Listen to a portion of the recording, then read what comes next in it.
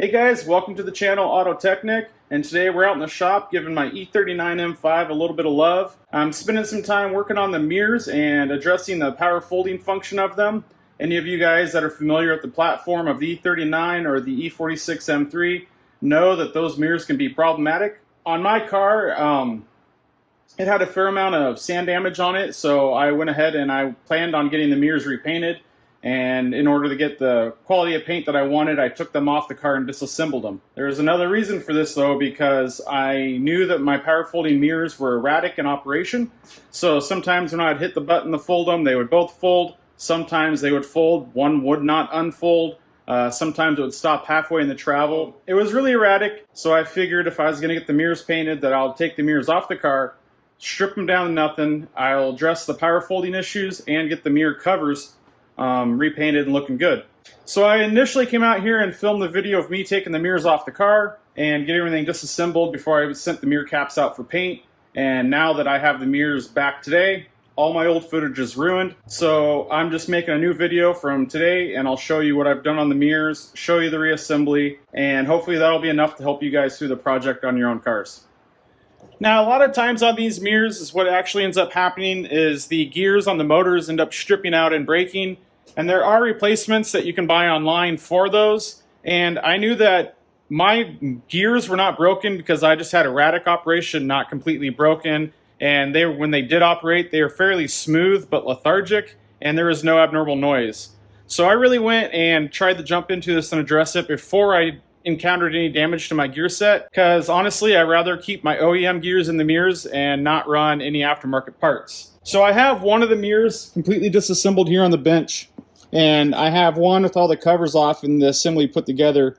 This one I've already ran through and addressed, and I need to go ahead and finish this one up and put it together, and that's what I'll run through with you guys in this video.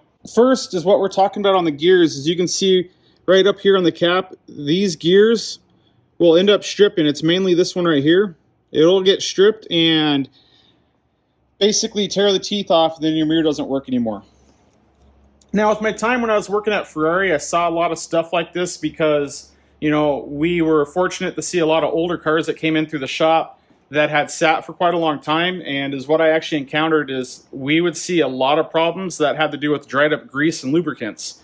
I would actually say 9 times out of 10, if I had a door lock actuator that didn't work, a slow window motor, my first thing I did on those cars was to pull it apart, clean all the old grease out, and re-lubricate everything. It even got to the point where the grease was extremely sticky on some things, so it was not only lubricating, but it was actually slowing down the operation of the stuff. So I went ahead and I figured that this would be pretty much the same thing. You know, this is car's 20 years old, it's pretty low mileage for the age, and these mirrors haven't been used much, so I figured that the grease inside there was getting dry and sticky. So simply, I was going to remove the mirrors, clean all the grease out, re-lubricate them, and reassemble them. You can see that I have already taken everything apart and everything has already been cleaned. I put all the plastic pieces and everything in my solvent tank and cleaned them up real good. I ended up taking this ring gear out of this plastic housing here and cleaning all that and re-lubricating it, but I think that was probably a little overkill, and the amount of time it took me to get that out and back in with the spring that's underneath of it was probably not worth it. So you have your basic assembly here, and you have your motor, which has a built-in relay, and I've kind of questioned that relay if it is getting hot and preventing enough amperage to the motor for the mirrors to operate. But we're going to move forward with this lubrication and see what we have. You can see I went through and I've already cleaned everything up and lubricated the whole gear set really well. And that motor basically sits on this plate here, and it's going to run this ring gear on the outside, which is going to drive this gear on this casing, which will rotate this casing. Now, this is the cap for the whole assembly, and this casing just slides inside, and the mirror bolts onto the plastic part of this casing, and that's what causes the fold function. So I'm also going to go ahead and lubricate this plastic housing to the inside of this metal housing. Let me set this camera down here real quick. So you can see on this mirror assembly that's already put together, this is the bottom base plate that attaches onto the car, and then you have the base with the gears in it that was on the end of the motor here on this bottom part, and then the cap assembly that's right there, and all that stuff is stationary. Inside the cap, like I mentioned, is this plastic sleeve right here, and this sleeve is inside the cap, and this arm here that the mirror bolts onto screws onto the top of that right there, and that's what actually comes and does the folding motion. So it's pretty easy to get this all apart. You take the glass out and you have to fish the wire harness through, and it's a little tedious, and there is specific order you need to go in to remove it, but all in all, you can do it and take it apart and get it back together. There is an indexing feature where you have to have the internal piece here indexing that metal housing, but you'll have two shots at it. You can have it installed correctly or 180 out. So what I'm going to do is I'm going to go ahead and start putting this other mirror back together, and I'll bring you up and show you some of the important steps, so that way you guys can get your mirrors apart, put back together, and hopefully fix this issue before it becomes a bigger issue. Okay, so to go ahead and get these mirrors put back together, I'm starting with this internal drive mechanism where actually the outside arm of the mirror bolts onto, and this is the rotating part of the mirror. So what I need to do is work on getting that into the casing and get this motor buttoned up. And the first thing that goes on is just a little wavy spring here that's meant to keep tension. So this is when the mirrors are in the outward position. If someone hits them, they'll pop up into the folded position. What actually happens is it takes this detent piece, it'll compress the spring and pop over the end stops. So this piece is splined to fit onto this casing, but it only goes on one way. So you can just kind of put it on and then rotate it, and you'll feel when it drops in the proper orientation. If you're not sure, there we go. If you're not sure which way it pops on, take the spring off and you'll see that it fits all the way down. And all the other ones it tries to slide on but gets hung up. So when it goes all the way down, it'll sit there, but the spring on, it sits pretty high. So now I need to get this casing into this, or this center part into this casing, and this is where the indexing happens, because if you look in there, you can see there's two stop points, and those actually drive off of these lugs here. So if you get this indexed wrong, your mirror will be positioned and you won't be able to assemble everything correctly. Now, I did kind of look at the one that I have assembled already, and I noticed that on this casing, there's actually this casting that sticks out that splines in with the drive, and that's kind of there to help keep the gears in position.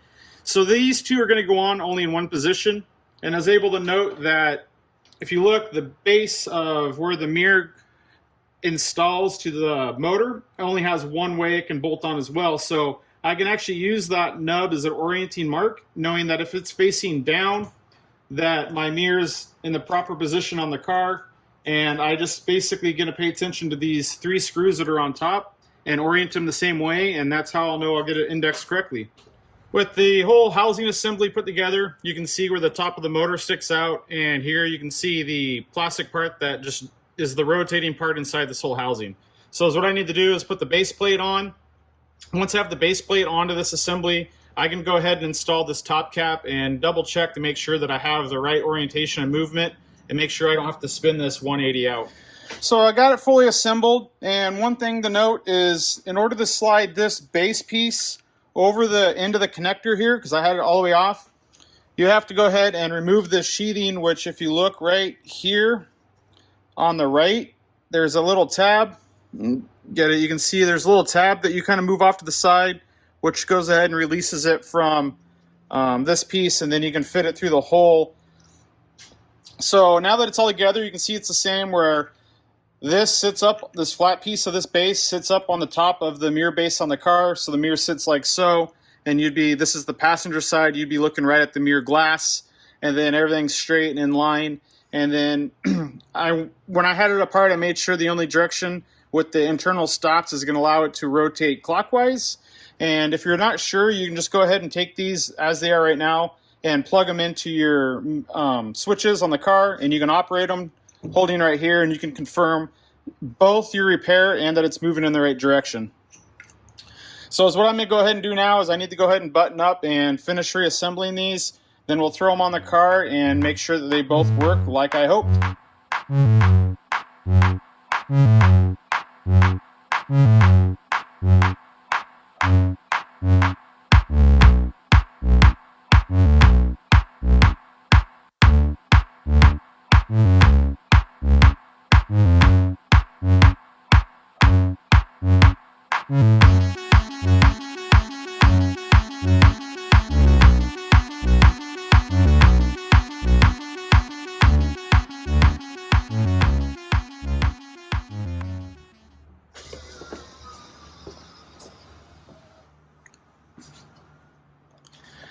Alright, as you guys saw, the mirrors are back on, and obviously that's not the result I wanted, where my left mirror is still a little bit lethargic compared to the right mirror. The right mirror is working dead nuts on, very happy with it, and the left mirror is a little slow. Now, it is quite a bit better from what I started with. Unfortunately, I don't have video of that, but it's not 100%, OEM or factory. Now, one thing I didn't mention is when I had the gears for those motors out of the whole mirror assembly, you could see where there's wear marks down the center of the gear, and that's where each of the tooth was in there wearing on each other. And I did go and take a small triangle file here, and I went and dressed all those teeth, just trying to reduce any chance of friction or anything that would be slowing down the mirrors. I'm not totally set with the way this left mirror works, but I have the peace of mind that I have good grease in there now, and I got the old sticky grease out. I do have more projects on the docket for this car, and they're going to require me to go ahead and pull the door panels again. So I'm just going to leave the mirrors the way they are now, and next time I have the door panel off, I'll pop that left mirror out, and I'll go ahead and see if I can chase that gear and lubrication and see if I can get it working as good as the right mirror. But at least I went ahead and showed you guys that sometimes even if the mirrors are slow, go ahead, and if you want to spend the time, take them apart. Maybe this will fix it on your car, maybe not. Time will tell if this saves my gear teeth, if they don't end up breaking, but all in all, since I was getting the mirrors painted anyways, I'd say it's worth the time. They fold down pretty good. Anyways, guys, I appreciate you taking the time to watch the video. Please also check out the other videos I have on my channel. If you like the channel, I'd love it if you subscribed. Be sure to turn on notifications and drop your comments below. Thanks for watching.